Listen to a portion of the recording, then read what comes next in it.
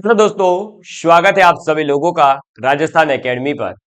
मैं प्रवीण सिंह आप सभी लोगों के साथ में आज इस वीडियो के अंदर बात करने वाला हूं जो पर्यवेक्षक महिला अधिकारिता की भर्ती प्रतियोगी परीक्षा की घोषणा हो चुकी है, उसका नोटिफिकेशन जारी हो चुका है और एग्जाम डेट तो आपको पता ही है कि पहले घोषित हुई और उसके बाद में ये सभी नोटिफिकेशंस जारी किए गए हैं।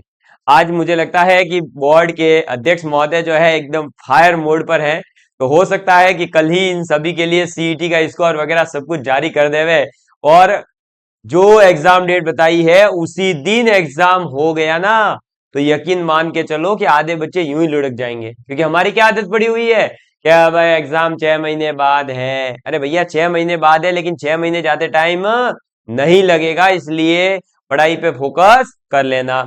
अब हाँ, इस वीडियो में मैं बताने वाला हूं कि पद कितने हैं, योग्यता क्या है, पेपर पैटर्न क्या रहेगा, सिलेबस क्या है। ज्यादा मैं इन 3 पॉइंट पे डिस्कस करूंगा। अब पेपर सीबीटी बेस्ड होगा या ऑफलाइन, तो ये पहले ही बता दूं कि इसमें स्पष्ट यही लिखा है कि बोर्ड खुद निश्चित करेगा कि सीबीटी बेस्ड लेना है या फिर ऑफलाइन लेना है, तो उसकी अभी चर्चा करने का फायदा ही नहीं। सीईटी में कितने अंक चाहिए, तो इसने बोला है 15 गुना। 15 गुना का मतलब आप यही मान के चलिए कि लगभग आपका जो है स्कोर अगर 120, 130, 140 के आसपास है तो हो जाएगा। क्योंकि जब वैकेंसियां ज्यादा हैं तो बच्चे सब जगह फॉर्म फिल करेंगे, तो ऑब्वियसली बात है कि थोड़ी बहुत जो है किसी का, जैसे अभी सीईटी बेस्ड जूनियर अकाउंटेंट हो चुका है, अब जूनियर अकाउंटेंट में जिनका नंबर आया था ऑब्वियसली बात है उनका नंबर भी यहाँ आएगा ही आएगा। ऐसे इतना तो थोड़ा बहुत अपन भी सोचे, इतना है ना, थोड़ी बहुत ऊपर नीचे कट ऑफ होगी। हाँ, 5-10 नंबर वैकेंसी कम है ज्यादा है तो उससे 2-4-5 नंबरों का फर्क पड़ेगा, लेकिन हम अपनी तैयारी तो जारी रख ही सकते हैं। इस भर्ती में नहीं तो अगली भर्ती में मौका तो मिलेगा, तो हम पढ़ाई अगर जारी रखेंगे तो बेनिफिट ही होगा। आवेदन की तिथि और परीक्षा तिथि ऑलरेडी घोषित है। तैयारी कैसे करनी है इन सभी पॉइंट पे बात करेंगे। सबसे पहले जो जो छोटी चीजें हैं, जो बस सामान्य चीजें हैं, वो बता देता हूं मैं आपको। एक तो आपका 15 गुना स्कोर जो है वो खुद ये बोर्ड डिसाइड करेगा, आपका इसमें कोई लिंक है नहीं। आप जब फॉर्म फिल करोगे तो ओटीआर करते समय, वन टाइम रजिस्ट्रेशन करते समय, आपके जो सीईटी के एप्लीकेशन नंबर थे वो फिल करने होंगे। उससे वेरीफाई होगा कि हाँ आपने सीईटी एग्जाम दिया है, तभी आप जो है फिर इस फॉर्म को फिल कर पाएंगे, अदरवाइज नहीं कर पाएंगे। ठीक है, चलिए ये चीज यहां पर होती है आपकी कंप्लीट, इसमें विजिबल हो जाएगा वो पूरा आपका, जैसे भी वेरीफाई होना है वो आगे से होकर के बता दिया जाएगा। हाँ, पदों की अगर बात करें तो इसके अंदर भाई जब ये महिला अधिकारिता की भर्ती है, पर्यवेक्षक किसके अंदर है, महिला अधिकारिता विभाग के अंदर, तो ऑब्वियसली बात है कि यहाँ महिलाओं के लिए रिजर्वेशन तो है ही है। कितना है, 75% महिलाओं के लिए रिजर्व रहेगी सीटें, तो 142 सीटें हैं टोटल। कहाँ के लिए, नॉन टीएसपी के लिए। अब नॉन टीएसपी के लिए 142 सीटों में से 107 सीटें तो पहले से फिक्स है कि महिलाओं के लिए रहेगी, और बची हुई 35 सीटें जो है वो सामान्य के लिए होगी, लेकिन उसमें से भी 25% वापस महिलाओं के लिए रिजर्व होगी। अल्टीमेटली ये पूरी की पूरी भर्ती जो है महिलाओं की अपन मान सकते हैं। हाँ, कुछ एक सीटें हैं जो इसमें महिलाओं के लिए रिजर्व नहीं है, उन पर आप तैयारी करना चाहो तो कर सकते हो। ठीक है, यहाँ पर आपके क्षैतिज आरक्षण में भी एक एक है, दोनों की अनुसूचित जाति जो अनुसूचित क्षेत्र है, सॉरी टीएसपी एरिया, वहां पर 75% महिला यानी कि 23 पद, सामान्य के लिए 7, बैकलॉग के लिए 4 और टोटल 34 पदों पर भर्ती है। तो 142 और 134 और 2, तो ये आप मान सकते हैं लगभग 200 के आसपास पद है इसमें। ठीक है, चलिए बाकी ये सब आपका वही इनका वर्गीकरण वगैरह दे रखा है, जिसके बारे में अपने को ज्यादा पढ़ने की जरूरत नहीं है। और ये मैंने आपको बता ही दिया कि 75% महिलाओं के लिए रिजर्व है, वो तो टोटल में से, फिर बची हुई 25% जो सीटें हैं उनमें भी 30% रिजर्व है महिलाओं के लिए। समझ में आ गई बात, तो 25 का भी 30% यानी बची कुछ 5-6 सीटें आएगी। ठीक है, चलो, तो इसलिए ये तो महिलाओं के लिए बहुत अच्छी है, हमारी प्यारी प्यारी बहनें बहुत इसकी तैयारी अच्छे से कर सकती है। ठीक है, चलो आगे, ये सब चीजें अपने ज्यादा काम की है नहीं, ये एक आध कोई स्टूडेंट होता है तो वो अपने हिसाब से देख ले। हाँ, इसमें अगर बात करें वेतनमान की यानी सैलरी की, तो आपका पे लेवल मैट्रिक्स रहेगा 10। कितना रहेगा, 10। यानी आप ये आपका जो ग्रेड पे होगा वो लगभग 3600 ग्रेड पे होगा। यानी कि आप में सर्विस में आते ही लगभग 50,000 के मालिक बन गए, हर महीने 50,000 आपके खाते में आने लग जाएगा। लगभग बोल रहा हूँ, हो सकता है 49 आ जाए या फिर हो सकता है 50 से ऊपर चला जाए क्योंकि डीए बढ़ता रहता है। तो ठीक, तो 3600 आपका जो है हो जाएगा। हाँ, प्रोबेशन पीरियड के अंदर आपको 23,500 मिलेंगे। ठीक है, बाकी इसमें जो है प्रोबेशन पीरियड होता है तब आपको कुछ भी इसमें दे नहीं होता है, जैसे भत्ता, महंगाई वगैरह, डीए वगैरह बाद में ये सब दे होते हैं 2 साल के बाद। बात करें पात्रता की, तो पात्रता है आपकी ग्रेजुएशन होनी चाहिए।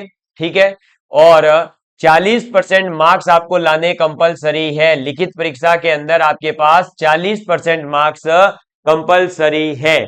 इसके अलावा आपके पास में जो डिग्री है वो एग्जाम से पहले होनी चाहिए। यहाँ स्पष्ट लिखा हुआ है कि लिखित परीक्षा की तिथि से पूर्व तक अर्जित कर लिए हो क्या, आपकी क्वालिफिकेशन। ठीक, चलिए अब आगे बात। और आपका सर्टिफिकेट जो है, कैरेक्टर सर्टिफिकेट, वो लास्ट जहां से आप एजुकेशन प्राप्त कर रहे हैं वो देना होगा। इसके अलावा राष्ट्रीयता तो भारतीय होनी चाहिए। बाकी भूटान भूटान के वहां के भी लोग पढ़ते हैं, लेकिन पर्यवेक्षक का नहीं आएंगे पढ़ने, सीधी सी बात है, इतनी तो है ना। इसके अलावा बात करें अगर फॉर्म फिल करने की, तो आपको मैंने पहले भी इससे बता दिया है कि 18 से लेकर के 40 साल तक की आयु के अगर आप हैं तो फिल कर सकते हैं।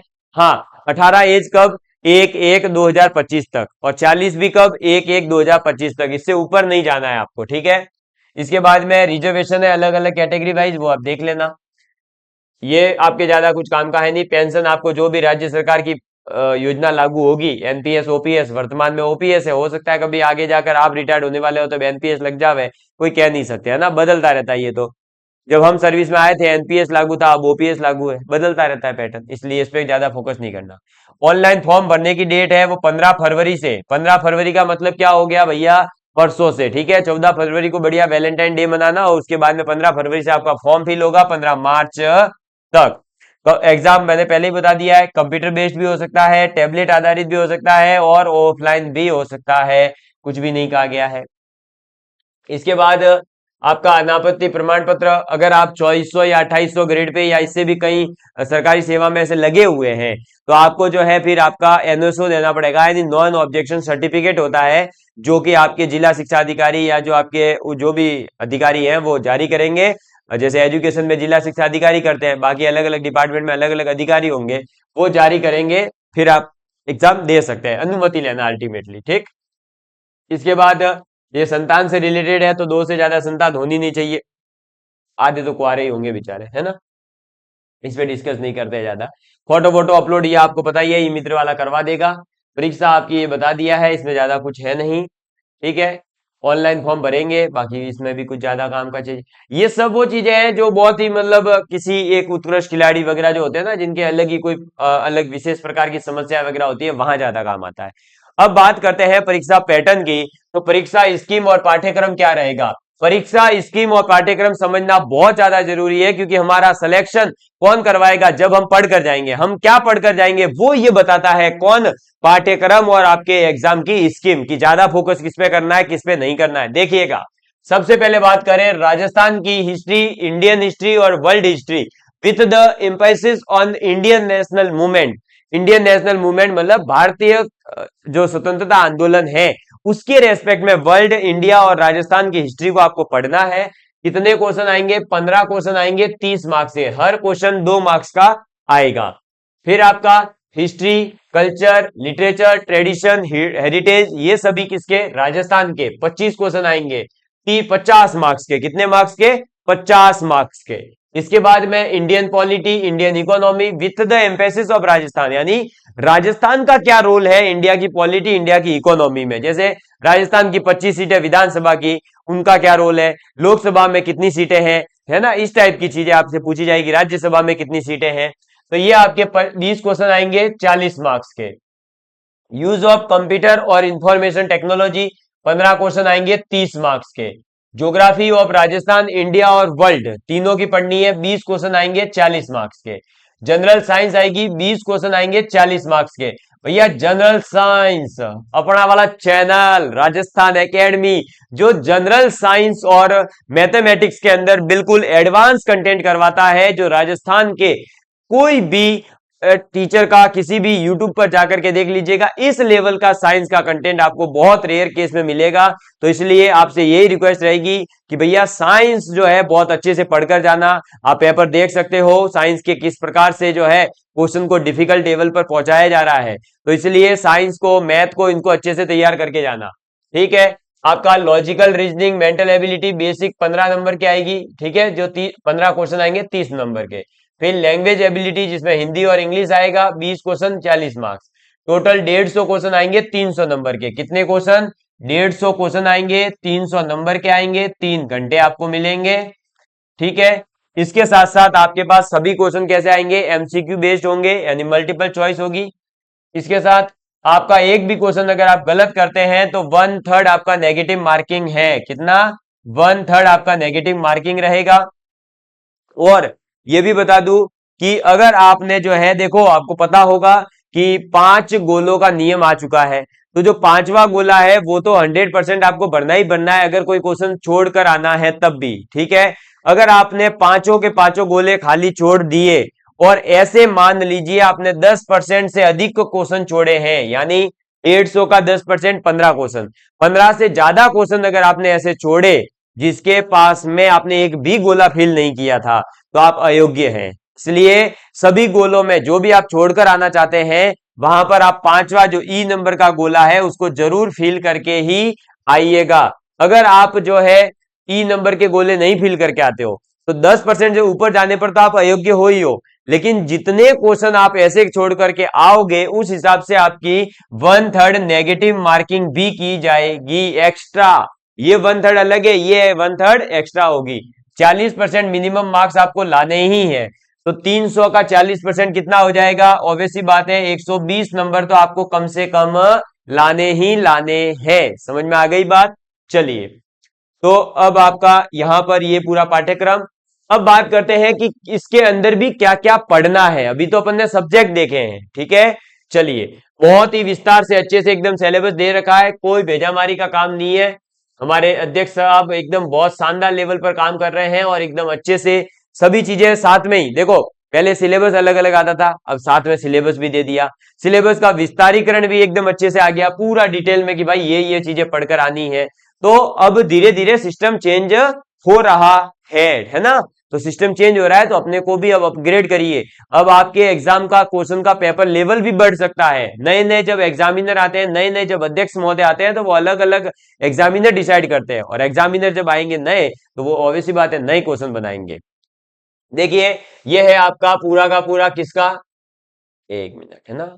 हाँ ठीक, ये है आपका सिलेबस। भारतीय राष्ट्रीय आंदोलन पर विशेष बल के साथ में राजस्थान, भारत और विश्व इतिहास की बात करनी है, जिसके अंदर आपको पढ़ना है राजस्थान के इतिहास की महत्वपूर्ण ऐतिहासिक घटनाएं, राजवंश, प्रशासनिक राजस्व व्यवस्था, फिर आपका स्वतंत्रता आंदोलन, 1857 की क्रांति, भारतीय प्राचीन काल, आधुनिक भारत का इतिहास, स्वतंत्रता संघर्ष, राष्ट्रीय भारतीय आंदोलन, 19वीं 20वीं शताब्दी के जो भी धर्म सुधार आंदोलन वगैरह हुए वो, विश्व का इतिहास जिसमें पुनर्जागरण, उद्भव व प्रभाव, औद्योगिक क्रांति, अमेरिका की क्रांति, कारण और परिणाम, फ्रांस की क्रांति, यूरोप में उत्तरवाद, राष्ट्रवाद का उदय, जर्मनी इटली का एकीकरण कैसे हुआ, भाई साहब देख लो, रूस की क्रांति 1917 की, कारण और परिणाम, प्रथम विश्व युद्ध, द्वितीय विश्व युद्ध और वैश्विक संगठन जिसमें राष्ट्र संघ और संयुक्त राष्ट्र संघ के बारे में बात करनी है। तो मुझे लगता है कि इन्होंने सोच लिया है कि आपको एक आईएएस लेवल की तैयारी करा देवे, ताकि जैसे ही आप लोगों का इसमें चयन हो फिर आप आईएएस की तैयारी में लग जाओ, है ना। काफी डिटेल में सिलेबस दिया, लेकिन काफी लंबा चौड़ा सिलेबस दे दिया है।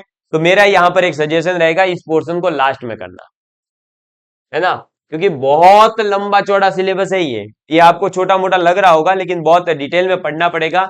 तो इसको जो है लास्ट में प्रिपेयर करिएगा, अभी से जो है इसकी अभी से चिंता करने की जरूरत नहीं है, ये मैं पहले ही बता दूं।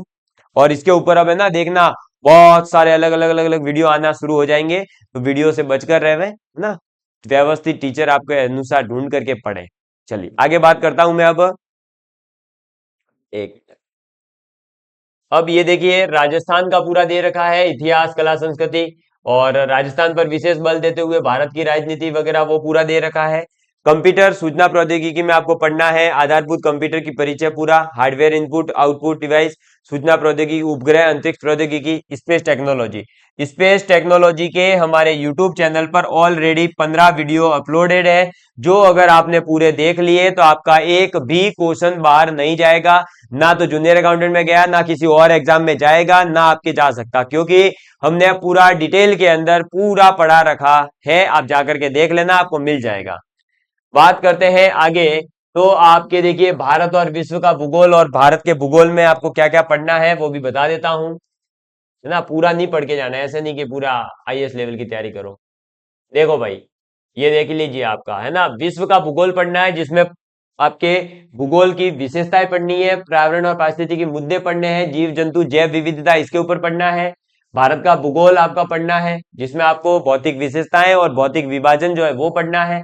भारत राजस्थान के विशेष संदर्भ में कृषि, बागवानी, वन्य और पशुपालन के बारे में, खनिज, लोहा, मैग्नीज, कोयला, गैस, आणविक गैस इनके बारे में, प्रमुख उद्योग और औद्योगिक विकास, परिवहन, मुख्य परिवहन मार्ग, प्राकृतिक संसाधन, पर्यावरणीय समस्याएं, ये सब आपको पढ़ने हैं। ठीक है, अब आपको पहले ही बता दूं, इसमें कहीं पर भी आपको न्यू राजस्थान की जरूरत नहीं है, यानी जो राजस्थान का नया भूगोल है उसकी जरूरत नहीं है कहीं पर भी। ऐसे टॉपिक दिए है, इसका मतलब सीधा सीधा सरकार ये कहना चाहती है, ये हमारे अध्यक्ष महोदय ये कहना चाहते हैं आपको कि आपको जो है नए राजस्थान के भूगोल की ओर डेविएट नहीं होना है। ये जो नई नई किताबें मार्केट में आई है इनसे बचकर रहना है, अभी सीधे सीधे जो पुराना पाठ्यक्रम है वही पढ़ना है। ठीक, बात करते हैं अपने विज्ञान पोर्शन की। तो विज्ञान का भी काफी अच्छा पोर्शन दे रखा है इन्होंने, और 20 क्वेश्चन आने हैं।